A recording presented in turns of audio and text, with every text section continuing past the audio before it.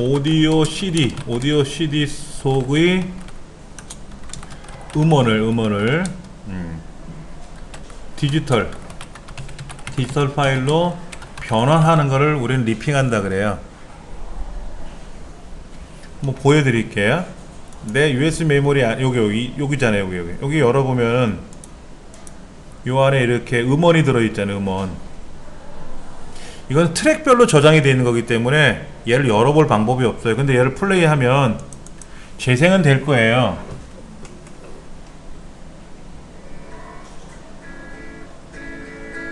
재생은 되는데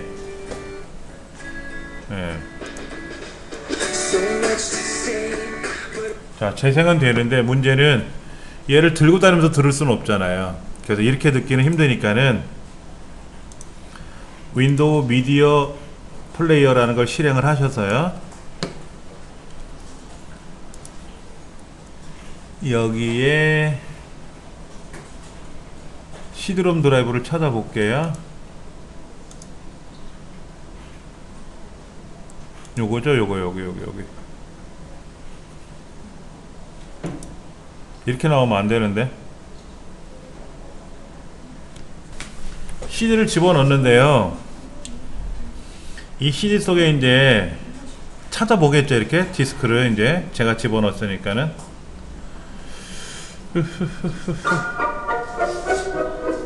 멈춰라. 얘가 변해야 되는데 제목 이름으로 변해야 되는데 안 변하네요. 이 CD 속에는 1번 누구 무슨 노래 이렇게 써 있잖아요. 이게 바뀌어야 되는데 안 바뀌는 거는 업데이트가 안 돼서 그런 건지, 왜냐면 이 CD를 우리가 제작을 하게 되면 CD 제작하는 업체에서 등록을 해요. CD 속에 어떤 노래를 담아서 판매합니다 라고 해서 얘를 이제 등록을 해야 제품으로 판매하는 거지 않습니까? 그 등록 정보를 못 찾고 있다는 거죠. 이 CD는 어느 순간 이 CD는 어느 회사에서 만든 무슨 CD구나 라고 찾아내요. 인터넷상에서 찾아가지고 정보를 보여줘야 돼요. 그래서 지금쯤이면 얘가 이름으로 짜르르 바뀌어야 되는데 안 바뀌니까 불편한 거죠. 그런데 여러분 컴퓨터에서 해보시면 나타날 수는 있어요. 이 컴퓨터가 지금 인식을 못하는 것도 있으니까. 그러면 이제 CD 복사라는 개념이 있죠. CD 복사. 근데 그냥 복사하지 마시고요. 여기 옵션이라고 있나요? 옵션? 구성? 구성에 가서 옵션을 가보시면은 여기 그 굽기가 아니구나. 복사. 죄송합니다. 복사. 음악 복사라고 하는 항목이 있는데 얘가 윈도우 미디어 오디오로 저장이 된다고 써 있어요. 이걸 보편적으로 mp3로 바꾸면 되겠죠? 네. mp3로 바꾸고 음질은 최고 음질로 바꾸세요. 최고 음질로 이렇게 바꿔 놓으셔요. 한 번만 바꿔 놓으시면 돼. 이걸 한 번만 설정해 놓으시면, 그 다음에 이제 CD 복사를 할 거 아닙니까? 복사를 하면 얘가 지금 이 CD 속에 들어있는 노래를 mp3를 바꾸는 중이에요. mp3를 바꾸는 중이에요. 그리고 어디에다 바꿔서 저장하는지를 알아야 다음에 꺼냈을 거 아닙니까? 네. 내 음악이라는 폴더 안에 들어가요. 내 음악이라는 폴더. 그러면 제가 한 2곡 정도만 복사를 해볼게요. 이걸 옛날 버전에서는 리핑한다고 뜨는데 윈도우 7으로 가니까 복사라고 써있더라고. 복사. 리핑하니까 어려우니까 그냥 우리말로 쉽게 복사한다고 표현한 것 같아요. 그래서 저도 저희 집에 있는 오디오 CD들은 다 리핑을 해갖고 CD로 다 만들어가지고 이렇게 복사를 해가지고 리핑을 해가지고 디지털 파일로 갖고 있는 거예요.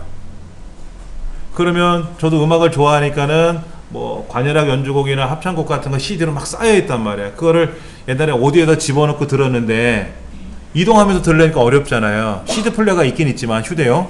요즘은 다 mp3고 스마트폰에 넣어갖고 듣는데 이렇게 바꿔가지고 이렇게 바꿔서. 자, 중지 한번 할게요. 여기까지는.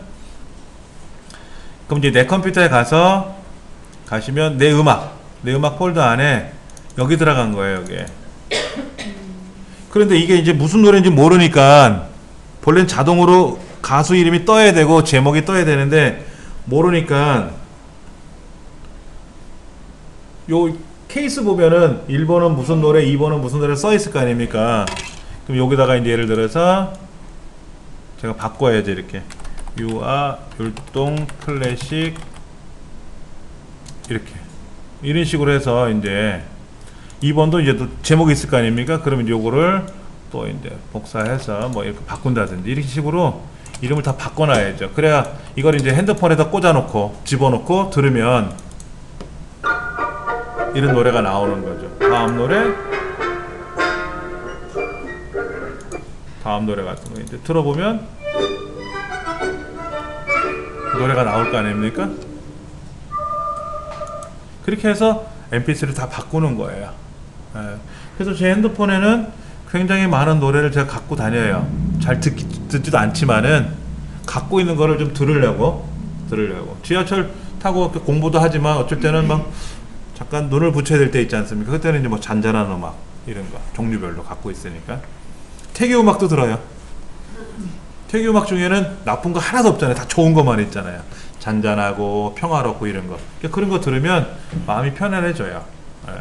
그렇게 만들어 놓는 거예요, 제가. 이런 거. 리필이라는 걸 좀 읽어보니까 DVD도 이렇게 할 수 있다고 그러는데. DVD요? 네. DVD 속에 들어있는 영상도 마찬가지예요. 근데 DVD는요, 그 안에 영화 내용이 들어있잖아요. 네. 그냥 복사해서 붙여서 쓰시면 돼요. DVD는 네. 파일로 되어 있는 거예요. 디지털 파일로. 근데 DVD 제작사에서 막진 않았어요. 막아놓은 것도 있어요. 그 원본 자체를 집어넣어야 DVD 영상이 보이고 그 파일을 빼서 우리가 따로 내 컴퓨터에서 작업해갖고 이렇게 복사해서 붙여갖고 재생을 하면 재생이 안 되게끔 막은 것도 있어요. 근데 뭐 지구상에 다 있잖아요. 막은 거 다 뚫잖아요. 어떤 거는 이 CD 자체를 복사를 못하게 막는 것도 있어요. 그러면 그것도 다 뚫어요. 근데 문제는 그거잖아요. 내가 이거를 한 세트 더 보관하려고 그런 거야. 그럼 원본은 보관해 두고 복사한 걸 가지고 계속 듣다가 문제가 되면 또 더러워지고 이렇게 오염이 되고 이렇게 뭐 긁혀지면은 버리고 공 CD 한 장 100원밖에 안 하니까 그럼 원본을 갖고 하나 또 복사해서 쓸 거 아닙니까? 그거는 상관이 없어요. 근데 이 노래를, 이 CD를 복사를 해서 확 나눠주면 그거는 무단복제가 되니까 저작권 침해가 되는 거죠. 그거는 못하게 막는 거지. 그러나 내가 보관 용도로 쓰는 거는요, 아래 한글도 마찬가지예요. 원본을 하나 보관해서 내가 작업용으로 쓰겠다라는 거는 그거는 터치를 못해요. 그거는 가능합니다. 그거는 불법이 아니니까는. 지금은 이제 이 명칭이 떴단 말이야. 알파벳 하고 떴지 않습니까? 이렇게. 그러면 이거를 복사하면 깔끔하죠.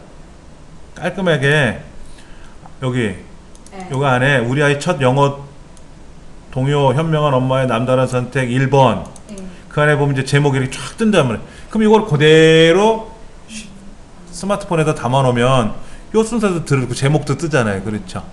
이렇게 하는 거죠 원래는. 근데 조금 전에 거 그 CD는 제목이 인식이 안 됐던 거지. CD가 이상인 거네요. 이건 지금 선생님 주셨던 CD 그거를 제가 복사하는 중입니다. 34곡 들어있네요. 그랬죠?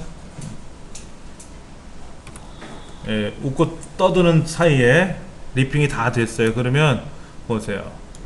얼마나 좋습니까? 이제는 뭐 이 제목도 아니까 뭐 빅 리틀 그러면 노래가 이렇게 나오잖아요. 그렇죠? 예. 근데 계속 틀 수는 없어요. 저작권 침해가 되기 때문에 이게 동영상으로 제가 제작하는데 이 노래도 들어간단 말이에요. 그러면 동영상 또 이 소리가 오디오도 제게 아니잖아요. 그렇죠? 나 혼자 듣는 건 상관없는데 이걸 제3자한테 제공하는 거는 저작권 침해예요. 그 공연법에 걸려요. 공연법. 그래서 그 보통 슈퍼마켓이나 이런 데 가면 막 가수들 노래 틀어놓고 홍보하잖아요. 그거 걸려요. 공연법에 걸리고요. 뭐 이상한 공연한 게 아니고 허락받지 않은 노래를 자기 노래 아닌 거를 그걸 틀었다 이거죠. 그래서 음반회사 같은데 우리 교보문고나 가면 음악을 이제 팔아야 될 거 아닙니까? CD를 그때 들어보고 사라고 하잖아요. 그것도 불법이에요. 그래서 지금은 음반회사에서 허락을 받아요. 이거를 공개해서 듣게 하겠다. 그러나 스피커로 틀어놓지는 않고 본인이 혼자 듣고 마음에 들면 이제 사가는 거지. 그런 룰이 생긴 거예요. 그리고 장터에서 각설이가 북치고 장구치고 춤추고 하는 건 상관이 없는데 남의 노래 틀어놓고 춤추잖아요. 그건 또 걸리는 거예요. 실형 걸립니다. 그것도 법에 다 걸려요. 근데 우리가 신고를 안 해서 그런 거지. 그 사람도 먹고 사는 건데 뭐. 예. 일단 수업 끝나고 요거 쉬는 시간에 가져가세요. 제가 담아 드릴 테니까 필요하시면. 자, 간단하죠? 어렵진 않아요. 그렇죠? 예. 툴바는 제가 지난 시간에 말씀드렸었죠. 네. 그 네이버 툴바, 알툴바에서 뭐 캡처하고 하는 거 설명드렸죠. 주로 이 툴바에서는 캡처 기능이 굉장히 좋아요. 잠깐만. 글자가 너무 두껍다. 그래서 캡처 기능, 그 다음에 또 뭐가 있죠? 동영상 저장 기능, 이런 여러 가지 기능들이 있어서 편리하게 사용할 수 있습니다. 사용자 계정은 세 가지가 있습니다. 사용자 계정이라고 하는 것은 뭐냐면은 세 가지가 있는데 그 첫 번째가 관리자 계정이 있고요. 그 다음에 표준 사용자 계정이 있고요. 그 다음에 게스트 계정이 있어요. 근데 게스트라는 거는 계정 자체가 아니고요. 손님이니까 내가 게스트 계정을 지정을 해주면 그 게스트 계정으로 들어오는 거예요. 그 사람은 그냥 이 주인장 사용하는 컴퓨터에서 인터넷만 하고 그렇게 하라는 얘기죠. 뭐 프로그램을 설치하거나 제거하거나 아무것도 기능이 없어요. 자기만의 내문서 폴더도 없고요. 아무것도 없는 거예요. 손님이니까. 그런데 이제 어린 자녀가 있는 가정에서는 엄마나 아빠 이름으로 사용을 하실 거 아닙니까? 그런데 이 사용자 계정은 기본이 관리자 계정이에요. 어드미니스트레이터라 그래서 이 관리자 계정은 프로그램 삭제, 추가, 설치 이런 거, 변경, 하드웨어를 삭제하거나 추가하거나 이게 다 가능한 거예요. 그러다 보니까 어린 자녀들이 이것저것 프로그램을 설치하고 부모들이 설치하는, 어른들이 설치하는 프로그램을 모르고 삭제하는 경우도 생기거든요.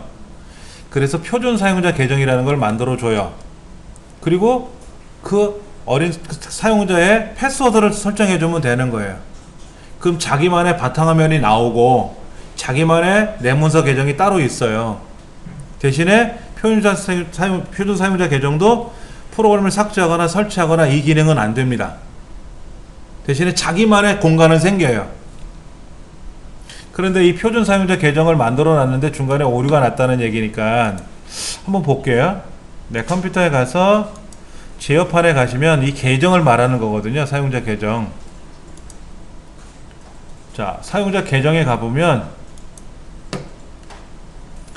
자, 401호 강사라고 되어 있지 않습니까? 여기다가 다른 계정 관리에 들어가서 게스트 계정을 사용하겠다라고 하면, 근데 생각해 보세요. 이 관리자 계정도 패스워드 안 걸려 있잖아요. 그럼 게스트 계정을 들어가지 않아도 되죠. 패스워드를 안 걸려 있으니까 이거 치고 들어가서 건들 거 아닙니까? 본래는 패스워드를 걸어놔야죠. 근데 여기 강사 선생님들이 여러 분인데 강사 선생님마다 다 계정을 따로따로 만들면 그것도 불편하고 좀 그래서 계정을 만들어 놓고 패스워드를 안 쓰는 거죠. 그러나 가정에서 사용하신다 그러면 이 계정에는 반드시 패스워드를 만들어 놓으셔야 되고, 부모가들이 쓰는. 그리고 요 게스트 계정을 사용하겠다라고 하면 이제 다른 사람이, 우리 가족 구성원이 아닌 사람이 잠깐 컴퓨터 좀 쓸게요 라고 했을 때 내가 로그아웃을 해버리면 다시 이제 로그인을 해야 될 때 관리자 계정으로 갈 거냐 게스트 계정으로 갈 거냐를 물어볼 거란 말이에요. 그러면 게스트 계정에 들어가서 그냥 인터넷만 사용해 보는 거죠. 그런 용도로 사용하는 거고요. 이제 문제는 어린 자녀들은 자기만의 바탕화면이 있어야 좋아할 거 아닙니까? 그땐 새 계정 만들기를 눌러서 표준 사용자냐 관리자냐.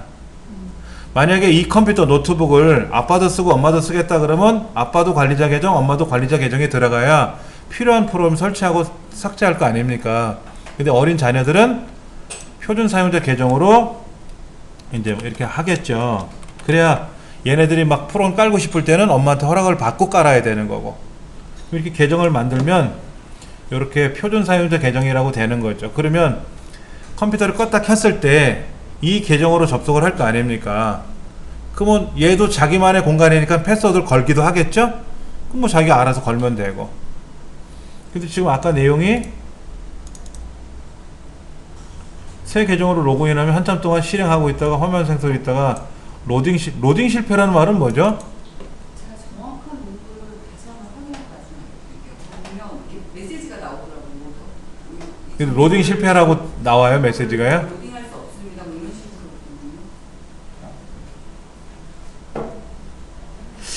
식으로. 제가 경험이 없어서 이 경험은 처음 보는 경우는 왜냐면 항상 몇 번 만들어서 써본 적 있는데 그거는 문제가 있어요. 좀 답답할 노릇일세?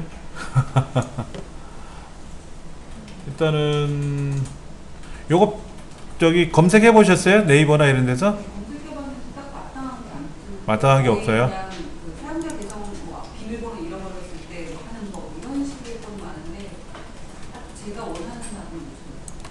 뭐 저도 한번 물어볼게요. 이걸 네이버에서 묻는 거하고 구글에서 묻는 거하고 좀 달라요.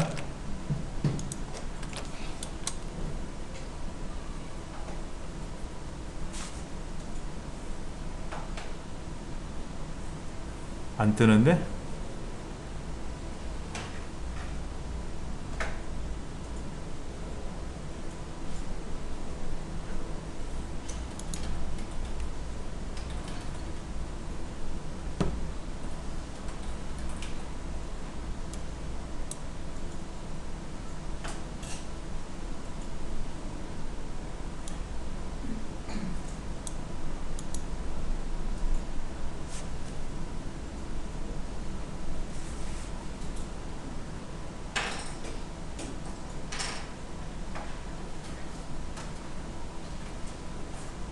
이건 아니고 안전모드도 실행이 안된다 그러면 그 컴퓨터는 맛이 간 건데 F8번 눌러가지고 안전모드로 세이프 모드라는 거로 들어가서 설정하는 기능들이 있단 말이에요. 근데 그건 아니고 이분은 안전모드로 실행이 안된다고 하면 윈도우가 꼬연 거죠. 그럼 뭐 방법이 없습니다. 새로 깔아야지. 예. 조금 저도 좀 확인해 봐야 되겠는데요. 왜냐면 이런 경험이 없으니까 지상 없이 다 계정은 돌아갔거든요. 메시지 뜨는 건 내용을 다시 정확하게 해서 그걸 딱 촬영하세요. 착각 캡처를 해가지고 그거를 보여주셔야 정확히 알아요. 그리고 거기에 오류 코드 번호가 나올 수도 있어요. 숫자가 막 길게 그 코드를 알아야 돼요. 또 말로 떠드는 것보단 코드를 물어보면 바로 답변이 나오거든요. 코드는 없었던 거. 일단은 캡처를 한번 해서 다음에 한번 보여주세요. 예. 일단은 이 계정을 삭제할게요. 자녀 계정을 삭제를 하고 만들었으니까 자 게스트 계정도 사용 안 할 거고요. 일단은 뭐 계정에 이상이 없이 이제 여기는 다 해결이 된 것 같습니다. 자, 그 다음 조금 전에 우리가 이제 배우기로 했던 게 이제 뭐였냐면 이거였단 말이에요. 그 관리자 기능. 그 제 핸드폰에 가면 초기 화면에 이렇게 구글 관리자 계정 이런 거 있어요. 그 다음에 네이버, 다음, 줌 하고 이렇게 만들어 놨는데요. 이 관리자 계정은 여러분 핸드폰에도 있습니다. 근데 이제 예를 들면 내가 핸드폰을 어디서 두고 왔어. 기억이 안 나. 찾아봐야 될 거 아닙니까? 그럼 친구 핸드폰을 가지고 다른 사람 핸드폰에다가 관리자 계정으로 관리자 프로그램 앱을 설치하는 작동시키는 거예요. 얘는 항상 아이디 패스워드를 따로 물어봐요. 보통 스마트폰에는 앱을 깔고 나서 아이디 패스워드 설정해 놓으면 항상 그렇게 로그인 되잖아요. 근데 관리자는 항상 또 물어요. 여기서 한번 해보죠. PC에서. 자, 여러분 로그인 하세요. 지메일 계정 다 있으시죠? 지메일 계정이 없으신 분들은 핸드폰 못 씁니다.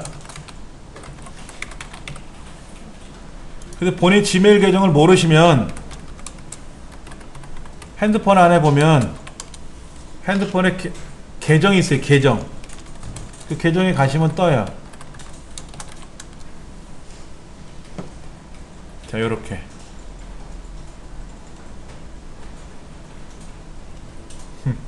제 배터리가 93%란 것도 알아요?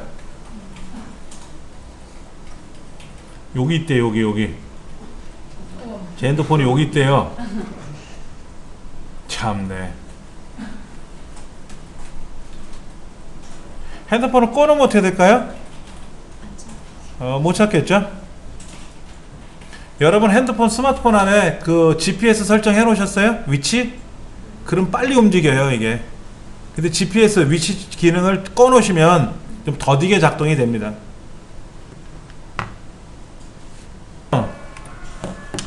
자, 소리 재생하면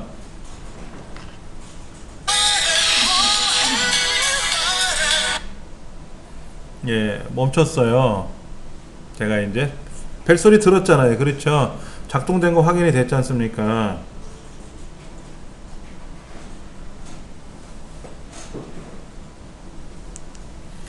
자, 그러면 이제 중지 눌러주고요. 계속 소리가 나올 수 있어요. 자, 저기 핸드폰이 제가 얘도 있고 여기에 있는데 얘는요 고장해 놨어요. 로그인이 걸려 있는 상태에서 고장해 놔서 재생이 안 됩니다. 그러니까 이거는 방법이 없고요. 이건 제가 들고 다니는 태블릿이에요.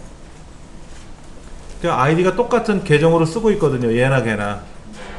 그 말 그대로 제가 스마트폰에서 유튜브를 보고 있었다면 제 태블릿도 똑같은 계정으로 로그인 하니까 여기서 유튜브 볼 수 있겠죠? 이어서 볼 수 있겠죠. 그렇죠?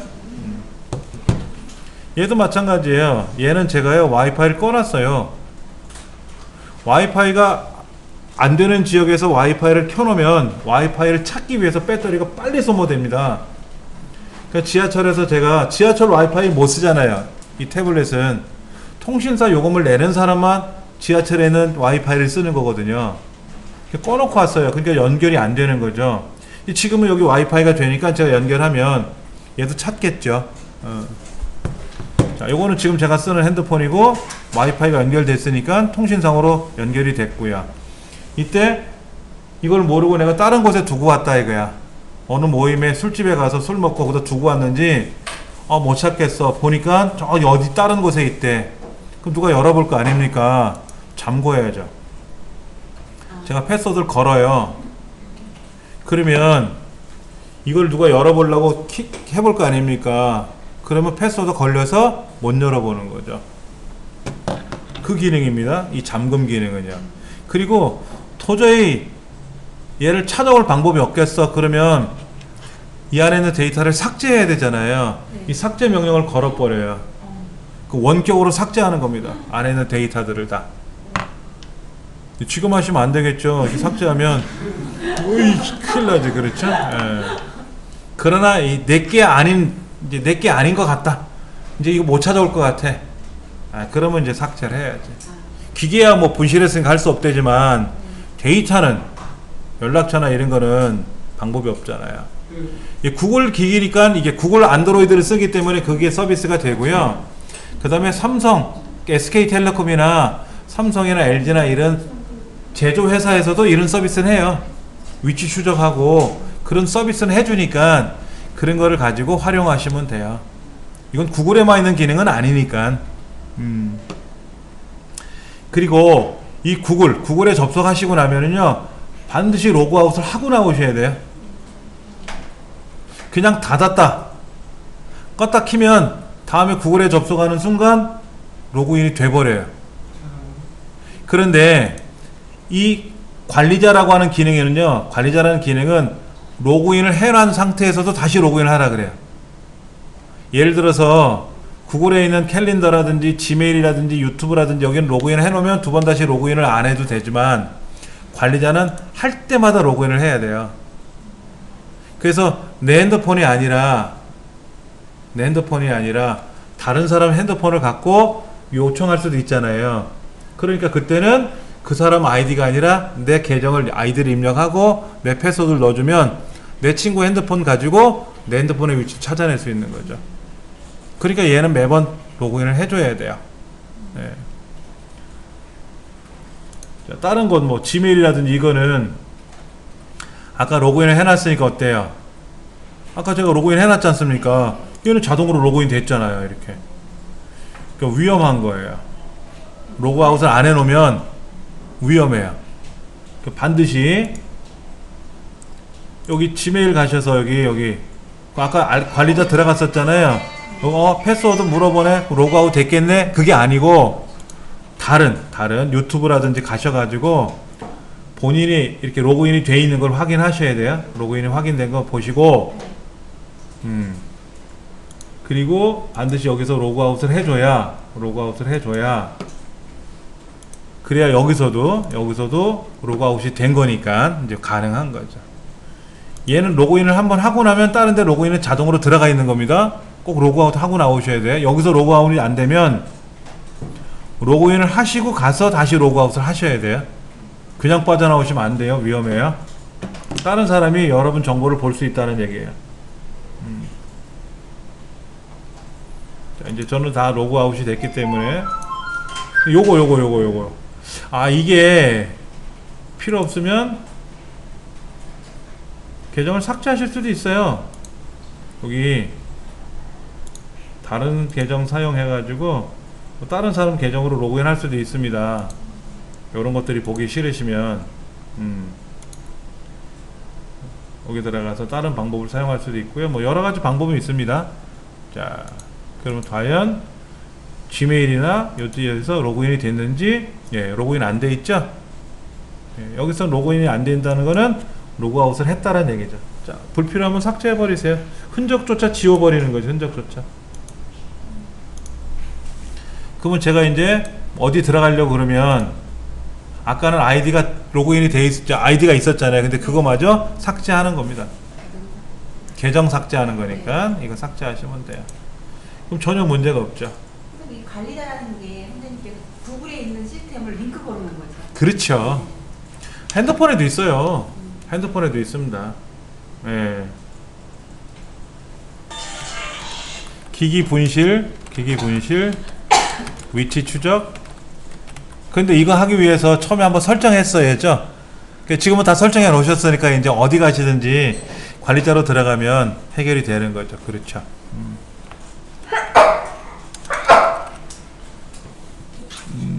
여러분은 저 핸드폰, 이메일은 어떤 거 쓰세요? 네이버 한메일 이거 쓰시죠? 예. 저는 지메일로 바꿨어요. 지금도 한메일이나 네이버는 쓰는데, 예, 지메일을 안 쓸 수 없는 게 지메일로 정보를 주고받는 경우가 많아요. 전 세계에서 가장 많이 사용하는 전자우편이 지메일인데, 편리성도 있지만 불편해요. 네이버나 이거에 비해서 없는 기능도 있습니다. 근데 그냥 그럭저럭 쓰고 있어요. 이거는 제가 강요하고 싶은 생각은 없어요. 꼭 지메일을 쓰세요 라고 하는 강조하고 싶은 거는 없는데, 간혹 이제 그런 건 있어요. 우리가 쓰는 게 이제 핸드폰이 아이폰이 아닌 이상은 안드로이드를 채택한 삼성 갤럭시나 LG 핸드폰을 쓸 거 아닙니까? 그런데 이거는 안드로이드라는 게 구글이 만들었잖아요. 그러니까 구글 계정이 꼭 있어야 되고요. 근데 구글 계정이라는 게 만들려면 어려우니까 보통 잘 모르시는 분들이 가면은 그 대리점에서 만들어 줘 버려요. 그냥 아이디는 아는데 패스워드가 모르면 패스워드 보통 아이디는 똑같이 만들어 주더라고요. 그렇게. 근데 그 패스워드를 여기 있는 계정을 삭제를 못해요. 다른 아이디 계정을 만들어서 추가하고 나서 걔를 기본으로 바꿔놓고 기존에 만들어진 걸 삭제해야 돼요. 근데 문제는 그렇게 해서 전화번호나 연락처가 들어가 있었을 거 아닙니까? 그런데 기존의 계정을 삭제하면 전화번호 연락처가 삭제되는 경우도 있어요. 그러니까 반드시 뭐를 해야 됩니까? 백업을 받아놔야죠. 백업 받아놔야 되겠죠. 저는 어떻게 백업 받습니까? 이건 뭐 그렇다 치더라도, 이거는 뭐 플레이스토어니까 그렇고, 주소록 백업 굉장히 중요합니다. 이거는 삼성 핸드폰이나 LG 핸드폰에서는 삼성, LG 이렇게 마찬가지로 자기네들이 백업 해줘요. 또 구글 들어가니까 구글도 들어가죠. 구글도 들어가요. 그래서 구글의 계정이 바뀌면 어떻게 된다? 사라지니까 꽝 되는 거죠. 그래서 저는 핸드폰 백업을, 주소록 백업을 어디다 하냐면 그냥 많이 알고 있는 네이버에다 해요. 네이버 주소록을 이용해서 백업하고 다음에 복원하고. 여러분 편하신 대로 하세요. 네이버 주소록이라고 있잖아요. 네이버 주소록이라는 앱이 있습니다. 그 앱을 설치하시면 돼요. 그런데 아이폰은 제가 모르겠어요. 아이폰에도 네이버 주소록 앱이 그 플레이스토어에 들어가면 있는지 있으시면 쓰시면 되고, 그럼 어차피 우리 네이버에 계정이 있으니까 그러면 우리 핸드폰이나 PC에서 제가 네이버 링크는 걸어 놨으니까는 그럼 네이버에 가서 로그인하면 여기에 여러분의 전자우편도 볼 수 있고 여기에 있는 주소록도 볼 수 있고 다 볼 수 있는 거죠. 근데 그게 편하게 작업하는 방법이 네이버 주소록을 이용하니까 자동 백업하는 기능도 있어요. 주소록이 바뀌면 알아서 자동으로 주소록에서 교체가 돼요. 또 디카 핸드폰도 사진을 차근차근 찍을 거 아닙니까? 그 찍은 사진이 네이버에 있는 크라우드로, 네이버 크라우드 자동으로 전송되게끔, 뭐 와이파이 상에만 전송이 되게끔 하라든지, 나는 무제한 요금제를 쓴다 그러면 그냥 LTE 상에서도 넘어갈 거 아닙니까? 그렇게 해서 사진이 자동으로 저쪽에 전송이 되면 핸드폰이 고장났다 하더라도, 이게 고장났어도 사실은 보관할 수는 있어요. 기계를 돈이 좀 들어가겠지만, 근데 이 안에 촬영된 사진이 중요한 건데 모르고 삭제했다든지 하면 난감하잖아요. 그렇죠.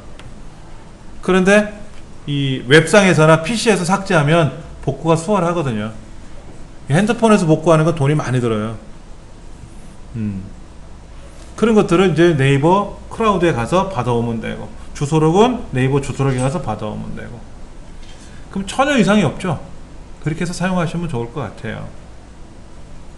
그 다음에 요거 드라이브는 뭐냐면 크라우드처럼, 네이버 크라우드처럼 웹에 저장하는 기능입니다. 드라이브 좋죠. 그렇죠. 그 다음에 요것도 캘린더가 있어요. 캘린더. 네이버에도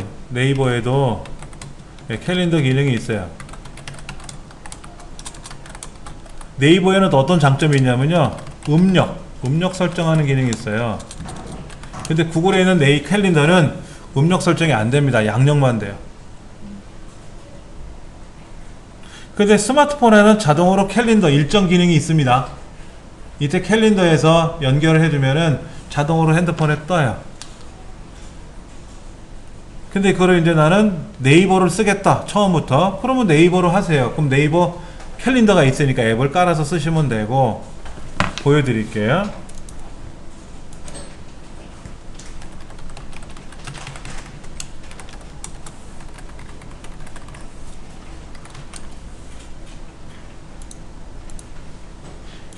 자, 구글도 한번 접속해 볼게요. 구글 캘린더.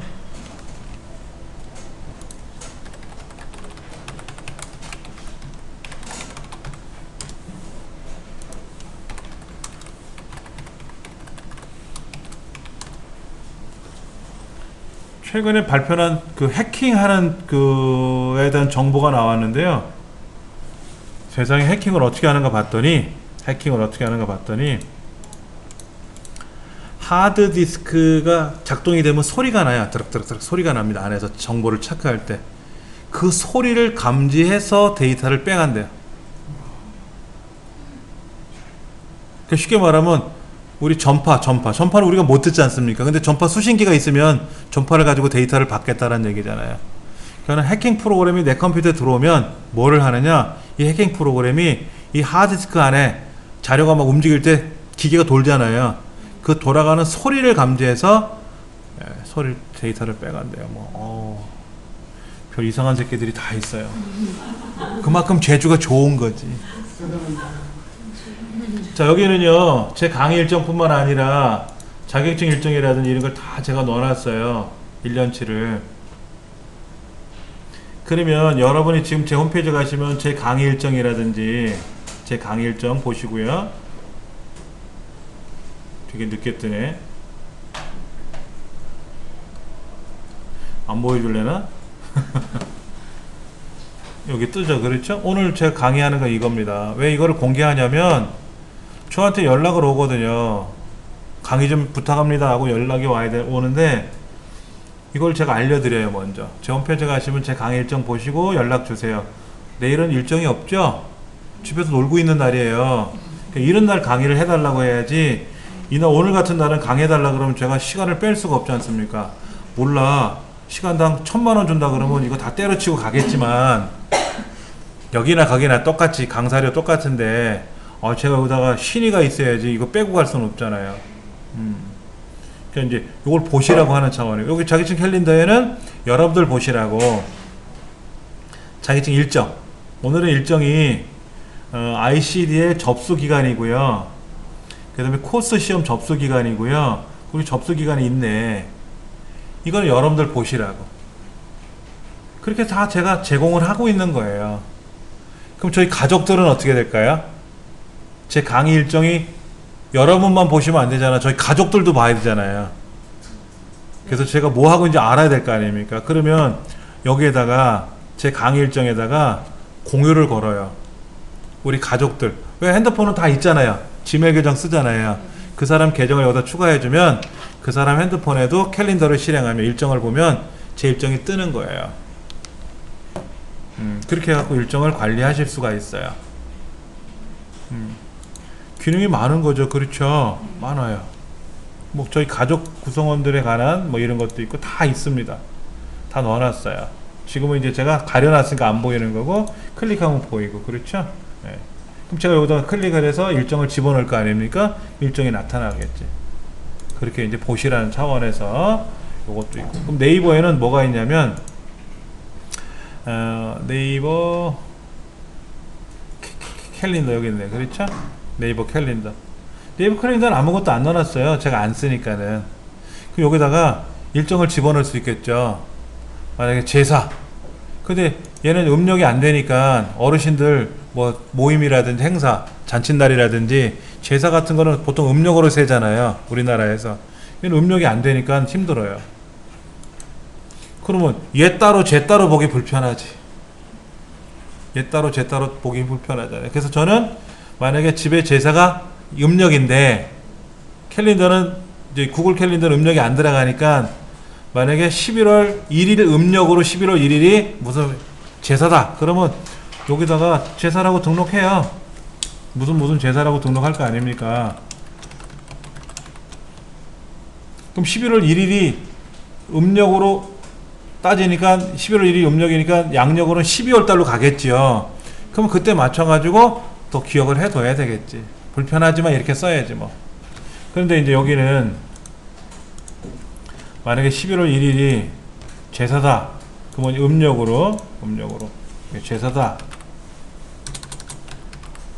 그 매년 반복할 거 아닙니까? 제사라고 하는 게 뭐 1년마다 반복할 거 아닙니까? 이렇게 해서 설정을 눌러주면 매년마다 이 날짜는 제사가 되는 거죠. 매년마다 11월 1일 음력으로는. 그럼 우리나라 거니까 음력, 양력 알아서 자기가 날짜를 표현해 줄 거라고. 그러면 네이버 캘린더라는 앱을 까셔가지고 여러분이 스마트폰을 쓰시면 나타날 거고요. 저도 제 핸드폰에는 이렇게 캘린더를 매일 일정으로 보고 있단 말이에요. 그럼 캘린더에는 이렇게 내용만, 제목만 쓰는 게 아니고요. 사실은 보세요. 오늘 캘린더가 요거죠. 요거요. 클릭해보면 제가 안에 일정 내용을 다 적어놨단 말이에요. 수업 내용을 주차별로. 그 제가 여기 오기 전에 이거 주차 내용을 한번 보는 거예요. 그러면 이제 만약에 다음 주는 8주차니까 SSD 동영상에 관한 이야기를 하겠죠. 제가요. 그러면 아는 내용이지만 제가 여기 오면서 한번 더 보겠지. 동영상 프로그램을 어떤 거를 쓰는 게 좋겠고, 다운로드 하는 건 어떻게 하겠고, 변화는 어떻게 하고 하는 걸 한번 더 생각하면서 오겠죠. 그래서 여러분하고 만나서 강의에 또 임하는 거지. 이런 거. 그리고 여기다 또 이런 것도 있어요. 자, 보세요. 모임. 동창 모임이에요. 동창 모임. 내일 동창 모임이 있대요. 종일이 아니고 내일 저녁에 7시부터 6시 반서부터 한 3시간 세팅을 해 놓을 거예요. 이렇게 행사를 한대요. 자, 옵션 더보기에 저장하셔도 되는데 그날 하루만 하는 거죠. 동창 모임은 매년 하는 건 아니잖아. 날짜가 다를 수 있으니까. 어디에서 동창 모임을 하느냐? 마포에 가면 가든호텔이라고 있어요. 가든호텔. 마포 가든호텔 요거 삼성프라자 가든호텔 여기서 한대요. 그럼 제가 얘를 클릭하겠죠. 요거다 요거 다시 가든호텔 요거란 말이에요. 여기서 합니다 라고 제가 기록을 하는 거예요. 이렇게. 그럼 여기다 이제 쓰겠죠. 뭐 동창 모임이 있다. 그럼 이제 기록을 하겠죠. 이렇게 저장을 하겠죠. 그러면 얘를 클릭해 보면 여기 주소가 보이잖아요. 네. 핸드폰으로도 보일 거 아닙니까? 얘를 딱 누르는 순간 내비게이션으로 연결이 돼서 차 타고 가면서 위치 모르는 사람은 찾아와야 될 거 아닙니까? 지도도 나올 수 있어요. 지도도 나와. 그럼 여기래. 그러면 이제 이걸 가지고 이제 길 찾기를 한다든지 할 수가 있는 거죠. 편하죠? 나야 알지만 모르는 사람을 위해서. 그리고 제가 처음 가는 길도 있잖아요. 처음 가는 길. 그러면 어떻게 될까요? 여기다 어느 위치인지 적어놔야 되잖아. 그래서 제가 차를 끌고 가든 뭐 택시 타고 가든 어디를 갑시다. 근데 기사님이 자기도 모른대. 그러면 제가 보여줘야지. 이 길입니다 하고 그렇게 해줘야지. 그런 것들도 우리가 준비하지 않으면 못하잖아요. 필요 없으면 삭제하면 되겠고요.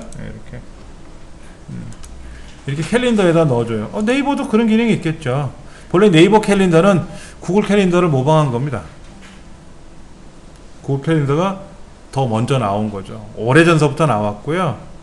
저희 집 가족 구성원들에 대한 모든 일정, 만약에 큰애 작은애 뭐 소풍 간다, 뭐 어디 수학여행 간다, 중간고사 기말고사 뭐 운동회 한다, 이런 거 언제 방학하고 개학하고 다 기록해 놓아요. 그러면 우리 애들의 일정을 제가 잘 모르면 애엄마가 저한테 얘기해 주거든요. 큰애 언제 소풍 간대, 작은애 언제 수학여행 간대. 그럼 다 메모해 가지고 제가 더 등록을 해 놓는 거예요. 그래야 가족 구성들이 다 보는 거죠. 근데 이거를 보시면 캘린더가 많죠? 네. 이거를 하나에다가 다 집어넣지 마세요. 정신없어요. 그래서 아빠 거, 엄마 거, 아빠도 저 같은 경우도 제 강의하는 거 따로, 저희 개인 일정 따로, 가족 전체적인 일정 따로, 개별적인 사람들 일정 따로, 사람을 다 만들어 놓은 거예요. 이렇게. 자격증도 국가기술 자격증, 민간 자격증 구분을 해놨어요. 자격증 안에도 다 집어넣으니까는 구분이 안 되더라고. 불편해. 그래서 따로따로 다 해놨어요. 그리고 기본 캘린더는 안 건드려요. 얘는 지우질 못해요. 나머지는 통째로 지울 수도 있어요. 나 이거 설정비 공유해 가서 얘 삭제할래 그러면 캘린더 자체가 삭제가 돼요. 근데 기본은 삭제를 못합니다. 색깔도 바꿔도 돼요. 난 노란색 마음에 안 들어 그러면 나는 뭐 빨간색 할래 그럼 빨간색이 하면 돼. 근데 요거랑 똑같으면 흉하잖아요. 그렇죠? 그래서 제가 색깔을 다른 거로 이렇게 한 것 뿐이고. 그래서 색깔별로 만들 수도 있고요. 이거를 여러분들이 해 보셔야 돼요. 해 보시고 나면 이렇게 공휴일이라든지 몇 번째 날짜라든지 1년 중에 이런 것도 서비스하는 기능이 있어요.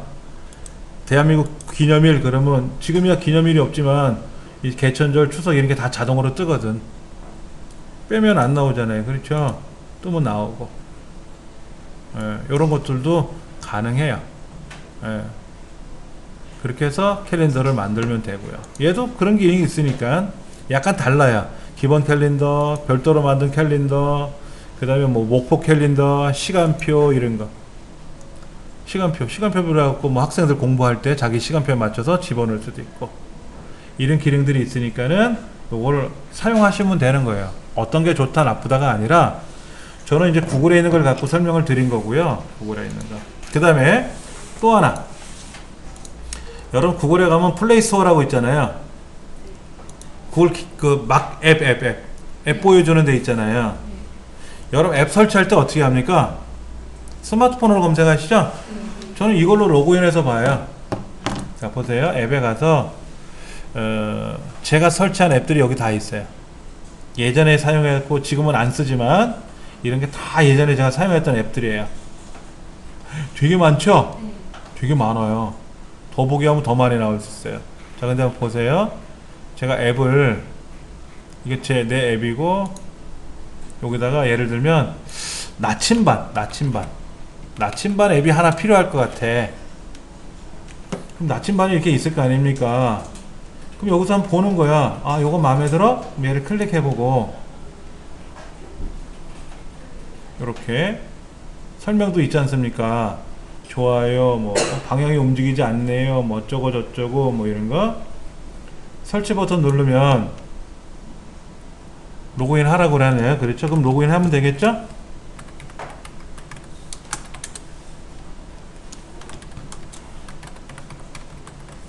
저는요, 네이버 패스워드 따로, 구글 패스워드 따로, 패스워드가 다 달라요. 그러다가 이렇게 까먹고 헤매고, 조금 전에 캐피탈 키를 눌러놨었어요. 대문자 키를. 자꾸만 에러가 나는 거야. 자, 설치 버튼을 누르면은요, 요거 제 태블릿, 네. 요건 제 핸드폰. 네. 핸드폰에 설치할래? 설치 버튼을 누르면 얘가 원격으로 들어와요. 일로. 여기 설치 들어온단 말이야. 지금 설치한다고 뜬단 말이야. 편하죠. 편한 거지 뭐. 그게 불편할 수도 있고 편할 수도 있고. 그렇게. 자, 설치가 다 되고 나면 이제 불필요한 건 어떻게 해요? 한번 테스트 해봐야 되잖아요. 여기서 테스트 해보고, 에이 마음에 안 들어, 테스트 한번 해볼 거 아닙니까? 그럼 삭제하면 되지 뭐. 근데 스마트폰에서 직접 밖에 나가선 스마트폰으로 보고 설치하지만 집에서는 전 PC로 해요. 다 PC로. 아, 큰 화면 두고 뭐 어디다 써먹을 거냐고. 이게 편하지. 근데 제가 쓰고 있는 게 있어서 아, 네. 얘는 삭제할 겁니다.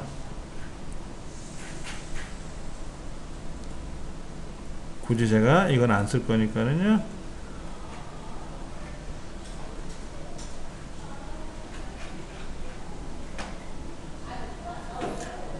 간혹 이 방향 감각을 잃어버려 가지고 제가 길치예요. 저희 집 앞에 버스 정류장에 내렸는데 길을 못 찾을 때가 여러 번 있었어요. 그러면 버스 정류장에서 내리면 왼쪽이 집이었지 오른쪽이 집이었지, 그래서 무작정 가다 보면 생각이 날 때가 여러 번 있었어요. 이상하게 길치예요 제가. 얼굴도 못생겼지 뭐. 근데 제가 장동건처럼 잘생기고 길도 잘 찾고 컴퓨터도 잘하면 신이 저를 싫어할 거란 말이야. 그래서 컴퓨터는 좀 잘하는 대신에 얼굴은, 그래도 저희 어머님은 저보고 잘생겼다 그래요. 마누라는 그 얘기를 안 하더라고. 잘생겼냐 그랬더니 묵비권 행사를 하더라고. 그건 할 수 없는 거고. 자, 이제 이렇게 해서 여러분들이 보셔도 되고, 여기 간혹 공짜로 주는 것도 있어요. 이게 10,000원이래. 이거 10,000원. 오. 저도 다 사서 봐요. 영화. 가족이 같이 다 보려고. 10,000원씩은 아니고요. 자, 로그아웃 한번 할게요. 예, 이제 수업이 다 끝나가고 있으니까 불필요한 거 있으면 다 로그아웃 하시고요. 네이버도 마찬가지고 다 로그아웃 하세요. 로그아웃 하는 습관을 가지셔야 돼요. 그래서 이 로그아웃 하기 싫으시면 어떻게 하라 그랬지 제가요? 이 브라우저 말고 어떤 브라우저 쓰라고요? 여기에서 오른쪽 버튼, 여기 보면 뭐가 있다고? 시크릿 창. 이거를 사용하면 계정에 남지 않으니까 상관없다 그랬고요. 근데 습관적으로 잘 안 돼. 그게. 마찬가지예요. 플레이스토어 포토도 마찬가지예요. 이거 네이버 포토는 뭐냐면 내 사진을 거기다 올려놓는 겁니다. 사진도 보고 하는 것들이니까 어려운 것들은 아니고. 그리고 아까 여기 캘린더에다가 일정을 잡아놓으면 오늘 7시 반에 뭐 6시 반에 모임이 있다, 내일 잡았다 그러면 문자로도 와요. 일정이 띵동하고 설정만 해주면 메일로도 오고 핸드폰으로도 알려줘요. 그런 알림이 기능이 있어가지고 편해요. 구글에만 있는 건지 다른 데도 있는지는 좀 더 찾아봐야 되겠지만 구글에 그림들이 있어서 알려드린 겁니다. 다음 시간에는 또 다른 걸 가지고 설명드릴게요. 아시겠죠? 수고들 하셨습니다.